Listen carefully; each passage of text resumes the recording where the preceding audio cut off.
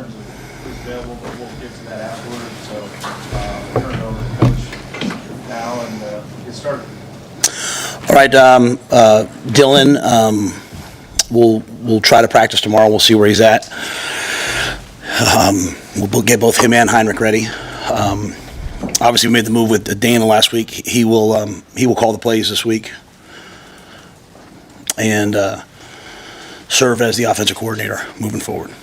So with that, let's see what questions you got. Moving forward, for this week or for the rest of the season? For the rest of the season, yeah. Okay.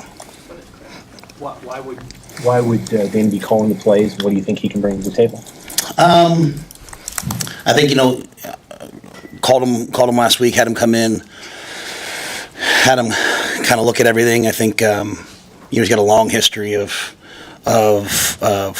success offensively, both as a head coach, but certainly as a coordinator before that. And I think he just kind of gives us a fresh perspective on looking at kind of what we're doing and who we're doing it with, and was able to sort of say, hey, let's kind of go in these directions over here. So I just think it gives us a great opportunity to have one of the great offensive minds, a guy that I've been friends with before and I trust, and excited to see what he does.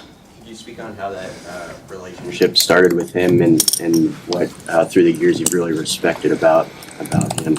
Well, I think it goes all the way back to me going to the convention as a young assistant and sitting and listening to him talk, and then coached against him when he was at West Virginia. Saw the evolution of what he did there in terms of going to a cold weather place, running the football, but still being really explosive, winning. We're represented by the same people, so we see each other at a lot of different places. Friends with my wife and I. We come to Charlotte quite a bit, and so just someone I respect as a coach. This is it's not a friend thing. It's more of a I just respect him. I respect what he's done.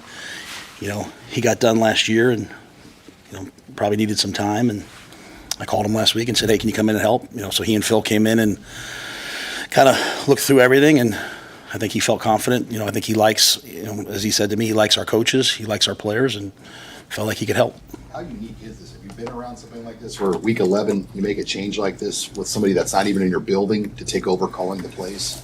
It's probably unique, but it's what's needed. It's the right thing.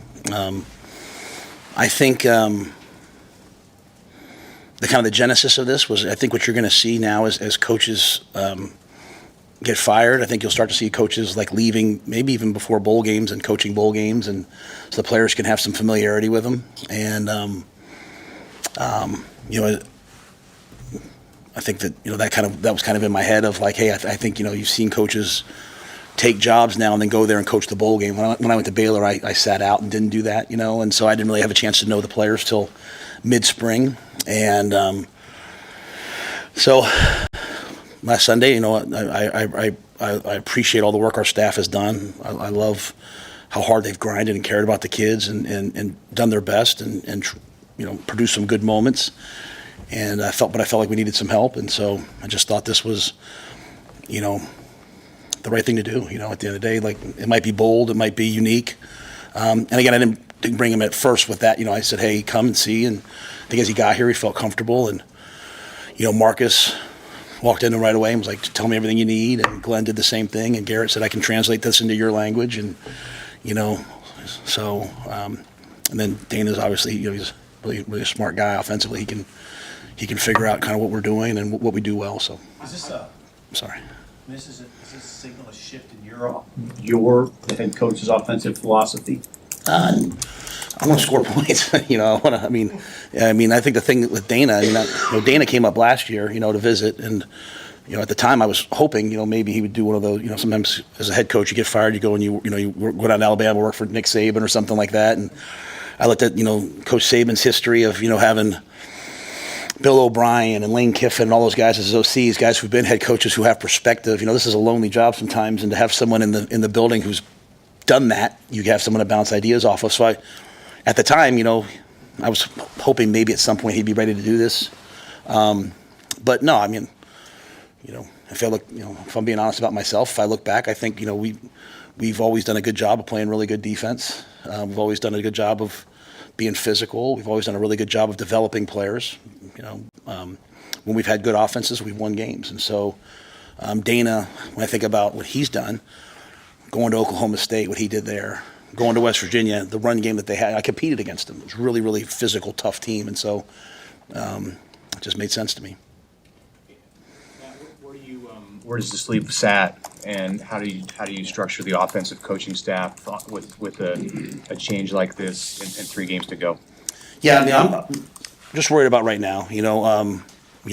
Marcus is about as good a man as I know, and he could have just said, "Hey, you know what? Fire me. Give me my money. I'm going to go home." But he didn't. He didn't. And in a world where, trust me, I get it. It's a results business, but like you're still trying to teach some life lessons to our guys. He humbled himself and said, "What do I need to do?" And it's like the first day Dana said to me, he watched practice. He's like, "Man, you got really good coaches. I'm watching them out there. Like I'm watching EJ, I'm watching Donnie, I'm watching Sat, I'm watching Glenn, I'm watching Garrett. Like there's great coaches here. We just have to find the things that like our guys do well. Let's just do those things and eliminate all the other stuff." And so. So Sat's out there coaching the tight ends. Garrett's coaching the wideouts. Donnie's coaching the O-line. Glenn's coaching the quarterbacks. EJ's coaching the running backs. And anything that Dana needs, he's they're helping him. You can't come in and change the offense. You can't come in and install the air raid. You can't come in and.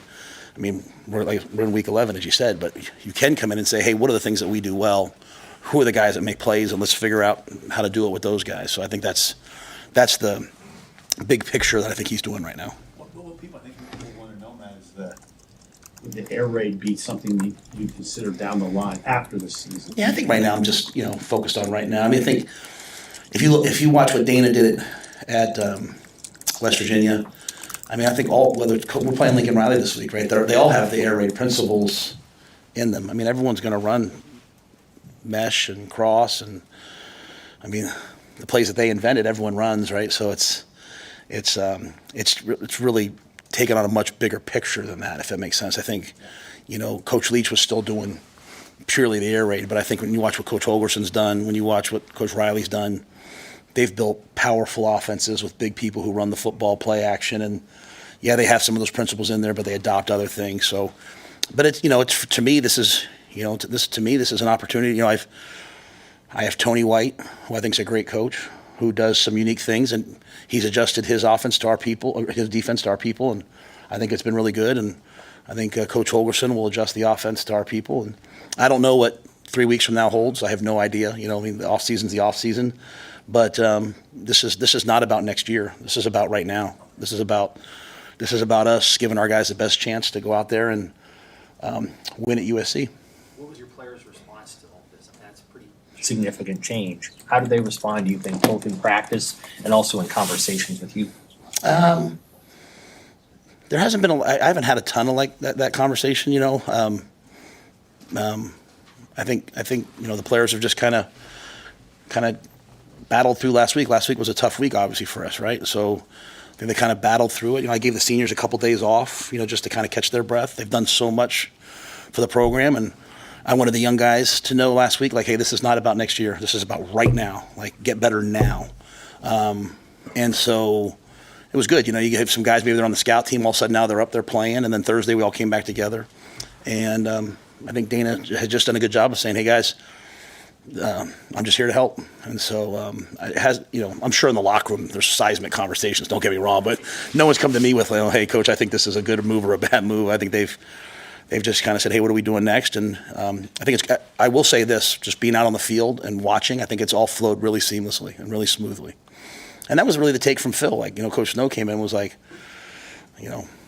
I trust Phil with my life, and he was like, man, you got a really good group of kids. You got a good defensive staff. It's just some of these games, it's just like a play here, a play there. It's like, you're knocking the quarterback out of bounds on 3rd and 8 when you need to come around and sack fumble a ball, right? So it's just, just a little edges here and there that we're fighting for. Specifically, what was Dylan's response? I think Dylan trusts me and trusts the program. It was just kind of like, what are we doing moving forward? And, I think he, he just took it as like, hey, this is, what are we doing today? I mean, he's trying to get he's trying to get his back healthy, right? So, but I think all the guys had a really positive reaction to it, and go back to what I said last week. I mean, really at the end of the day, like, players need to play. Like, players need to go make plays. Like, you watch on Saturdays, players have to go make plays, and so Dana and the staff will do their best, give the players the best opportunity to go make plays, and then we need the guys to go make them. So the whole play calling thing is, okay, we've tried to handle that. Now go make some plays, and let's make this what it is. Football's a game where players win games, and we got good players. We expect them to go win some games. Where did the play calling fall short in the first however many games this year? I think that's too big of a picture. I think if I said anything, I just think, as we've moved throughout the year, we've probably tried to do too many things. Try to get, trying to get this guy involved, trying to get that guy involved. Trying to make up for, hey, we're struggling a little bit here.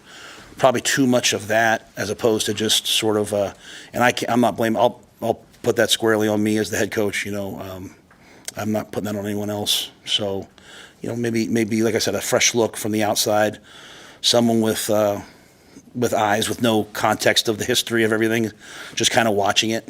I think that's probably the biggest thing, and we'll see what it does. I don't know that we're all of a sudden going to score 50 points a game, but maybe we can get 10 more, 15, 13 more points. Maybe we can convert a couple more third downs. So that I think that's just the hope. It's just, hey, what do we do well?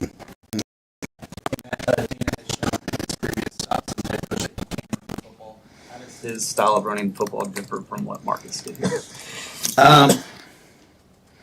I mean, I think we run the same plays. I mean, coaching against him, he ran inside zone. He ran counter power. A little more out of 11 personnel. Maybe not as many big sets. But I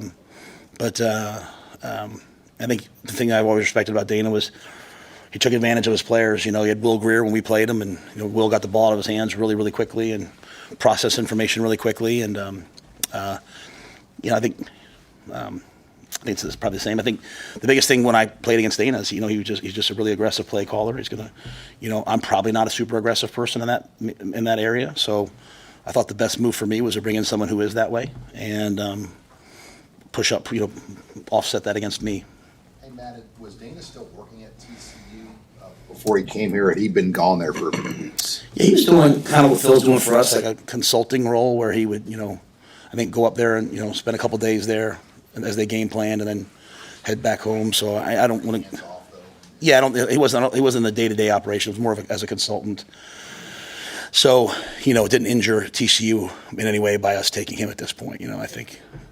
Would Dylan have been able to play Saturday, do you think? If you had a game on Saturday? I don't know that. Yeah, I mean, because we didn't take the approach to try to get him ready, so I can't say that. I mean, How concerned are you, though, that he won't be able to be healthy enough to play? I think it's I think it's just a possibility, right? I mean, we're getting him, Danny, and Heinrich already, and I'll know more after. We're not we practiced last night. We're not much of a practice. I'll know after Tuesday practice if he can play or not. So is Phil just here a couple days a week and no role on game day? Yeah, Phil doesn't even come up here. Phil does everything virtual for us. He watches tape and is an advanced guy for us. Like, we have a couple guys that do things like that for us, whether it's in personnel or so. He like when we were playing Colorado, he'd watch Colorado's defense, dissect the defense for us, watch their offense, dissect the offense. Frank Verducci does the same thing for us, though he does come up on game day. So we have a couple guys that help us kind of like, in the NFL, like as advanced scouts, just sort of their take, then give that information to the coordinators on Sunday. So you walk in on a Sunday, but you have someone who's already studied them for a week who kind of knows your way of seeing things and the other team's strengths and weaknesses. So when last week when we were, kind of going through this, I woke up Sunday morning, went through Sunday day, and then got home. I called both those guys Sunday night and said, hey, can you get up here at some point? And then waited to see if they showed up on Monday or not. Even from a distance, did you sense, does Dana have a good sense when he arrived of the personnel, and had he been tracking, what you guys were doing? Oh, I don't want to speak for Coach Holgerson, but I don't think he would put his name on this and come here and do this if he didn't feel like, there were the guys here that he could help and win with, and we could grow, and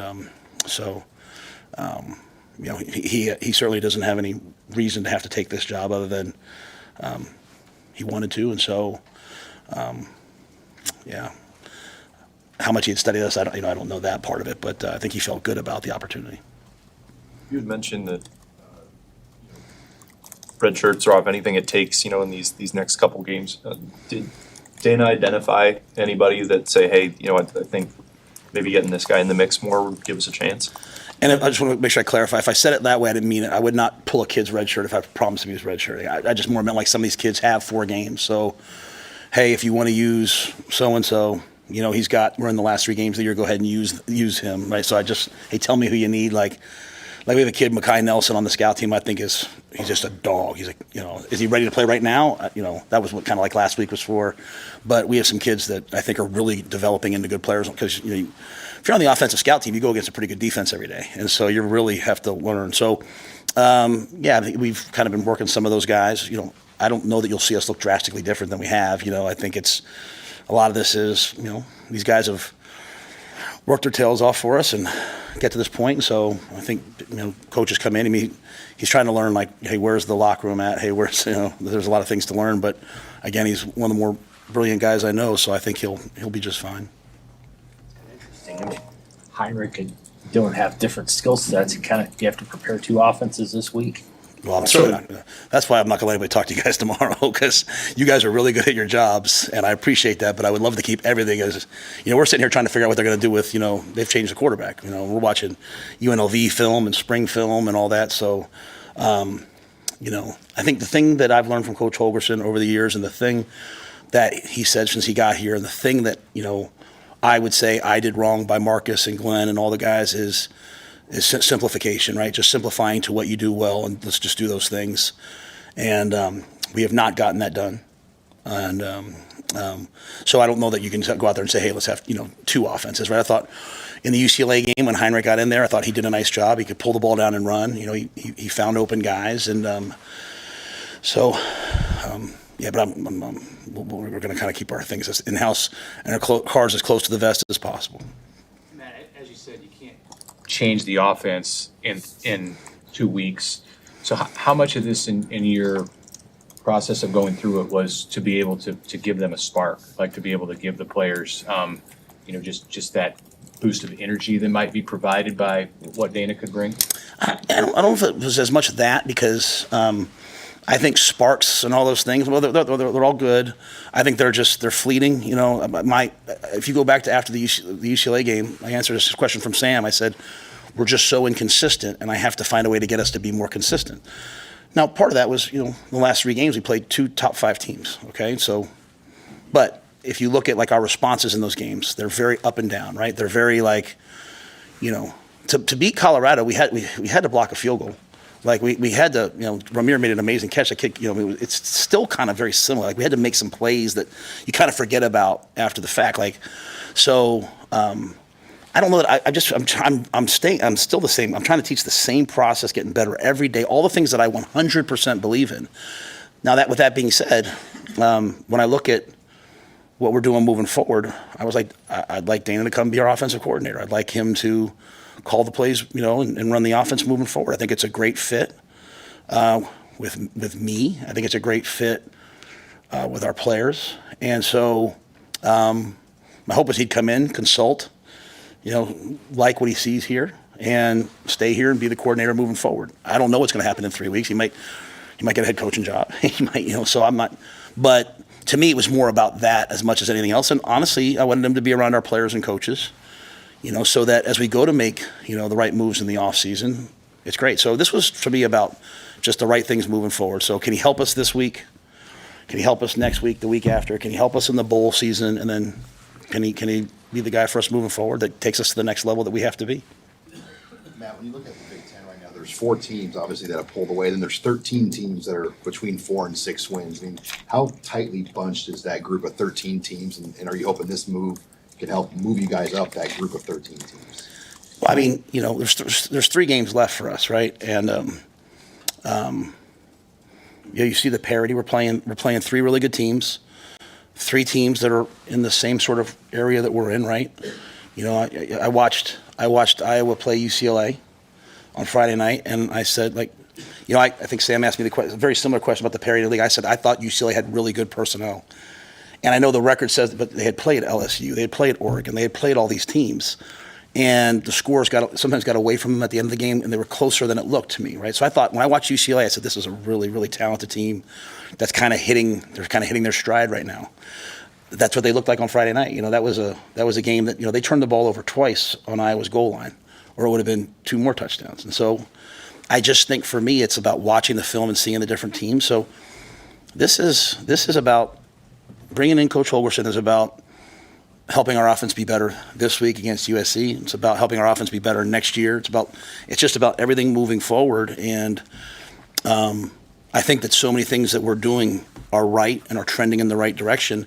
This was an area that was struggling, and I tried to fix it. I hadn't been able to fix it, so I called someone that I knew could fix it. And I think Dana will fix it, and Tony will continue to do a great job, and special teams will continue to improve and play better, and the strength program will continue. We're out on the road recruiting. Like, we're going to continue to recruit well.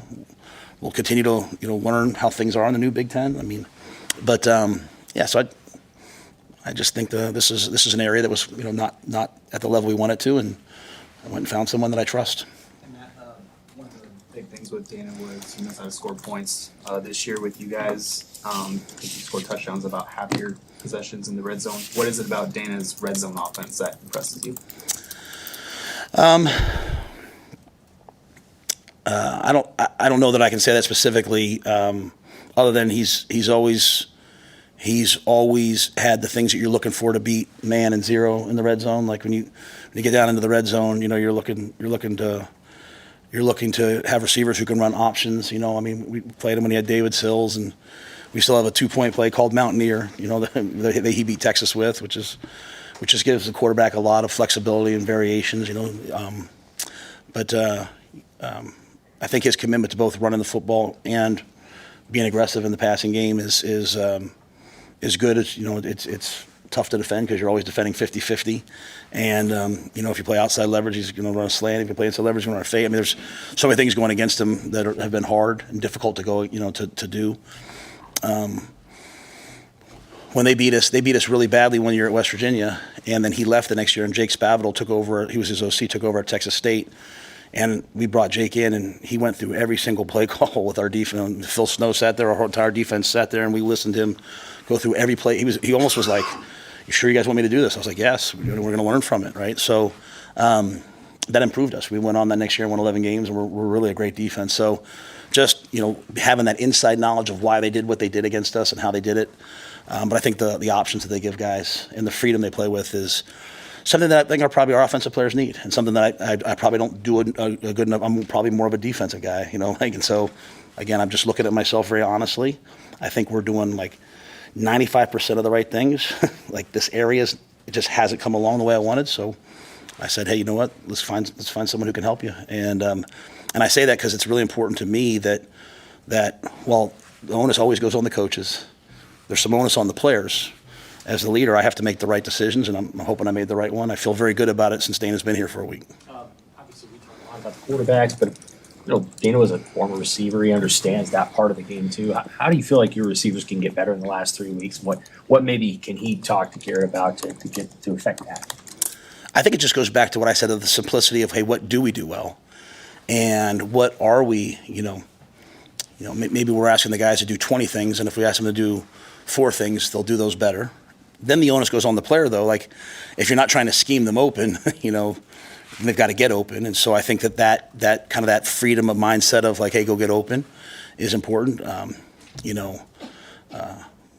think just the repetitive nature of, hey, this is what you guys do well, and then kind of burning the boats and just doing those things. And so I don't think it's a technical thing. I think we have good players. I think it's just. Or maybe we're throwing it too much. Maybe we're not throwing enough. And again, I don't want to say those things. It's just, I think there's kind of a non-reactionary quality that he has that hopefully can help us. With the QB situation, how have you seen Heinrich stay at the ready if he's called on for more this week? Well, Heinrich. You talk about like the ultimate team guy. The guy's been playing on the punt team the last couple of weeks, right? Like, he asked me on Tuesday last week, do I need to go to the punt meeting or do you want me to stay in the quarterback meeting? So, I mean, guys like that are why you coach. This is a good opportunity for him, to come in because I think as Dana's been here last week, it's mainly been Heinrich and Danny taking the reps. So he's been able to see them play and see what they do. And so I think they've done a really good job. Heinrich's done a really good job. And, we're not gonna go, put back in the high formation option. Maybe we will, maybe we will. I think he brings a lot to the table. It's early, but have you guys decided if Dana will be up top or down on the field? I haven't had this conversation yet. With USC maybe trying to fly out, what kind of challenge does that pose scouting a guy who's only got a few reps in that uniform this season? Yeah, I mean it's sort of the same thing, right? You're sitting there looking at, what do they do well, and they do a lot well. They're the tailback is, like all Lincoln Riley offenses, Marks is a fantastic tailback. He's explosive, dynamic. I've coached against Coach Riley for a long time. He's going to find a way to run the football. He's elite at what he does.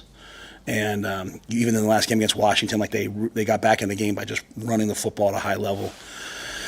Branch is, excellent slot. So that they have some guys that can really go on the outside, big matchups. And then Maava, he has the ability to move, and so does Miller.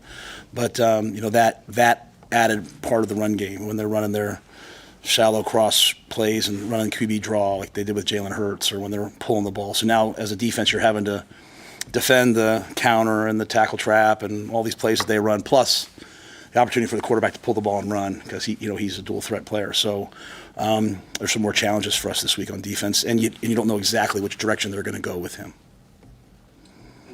General like sense, this. do you have what kind of a general sense do you have about the team's mindset, the team's mood coming out of the bye week? You've obviously seen different reactions to a loss or a bye week here in the past month.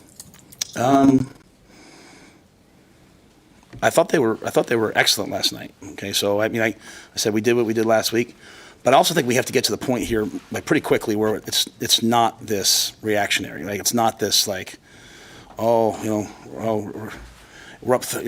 down 13-6 at Ohio State, and our locker room was electric. We're down 13-7 to UCLA, and our locker room's it's just I have to find the most competitive guys on the team and put them out there and turn them loose. And so you go through this process. You're teaching, and then finally get to a point where the players take it and run with it. And so, I made this move that I made. And I'll make any other move I have to make. And the players have to make moves, and they have to play their best football moving forward. And they have to go out to USC, then come home and play Wisconsin, then go to Iowa. They have to play 3 games and play their best football, right? And so we shouldn't be in a great mood right now, right? We should be a little pissed off, but at the same time, I'm always going to tell the players, I told them that UCLA was good. I told them they just didn't. They chose to listen in their brains to listen to something else, right? And so, those same blitzes that were hitting Dillon, where everyone was, the crowd was booing, which I get, and those same blitzes were hitting Iowa. You just got to play better football, and we have to coach better football. So, we just can't be this emotional of a team, and that's what we worked on last week, and that's what we're working on right now, and. You got to go out to USC, and USC can score. They can play great defense. You have to go play for 60 minutes. It can't be a 42-minute game. You know what I mean? It's got to be 60 minutes, and if you do that, then you'll always have a chance. Just a clarifying question: when did you decide to make the change from Sat to Dana? I called Dana on Sunday. I asked him to come in and consult and help out. With the hope that this would work out. And then when he kind of got here Monday and Tuesday, he felt like he could call it. So I said, let's do it. You've had a couple games where Nebraska fans have showed up. This could be the one where there's a ton, 20,000 potentially. What kind of advantage could that, in theory, give you guys out there or help your defense? Oh, no, man. Well, I think the impact of our fans on the always is elite, right? You go to some places like Ohio State where everyone was wearing red, so you couldn't tell who was for you and who was against you. But you go to Purdue last year, Red Illinois. It's a real impact. And when they do show up in mass, it limits the need for the silent cadences and all the things that make being on the road hard. This is, I don't know how many times Nebraska's played at in the Coliseum. I don't know that, but this is like an iconic moment for me, at least. To have a chance to go coach in that. I coached there as a graduate assistant, but to be out there and to think about the world we live in college football now, where Nebraska is playing at USC in a league game, you wouldn't have thought of that in a long time ago, right? But no, our fans show up and they make being on the road fun. And even like I said, at Purdue, you could really feel it because they were behind us and directly behind us, and so that's an advantage when they sit back there because it's not quite as loud. You're able to communicate better. So I'm certain that they'll be there. All right, thank you. All right, thank you.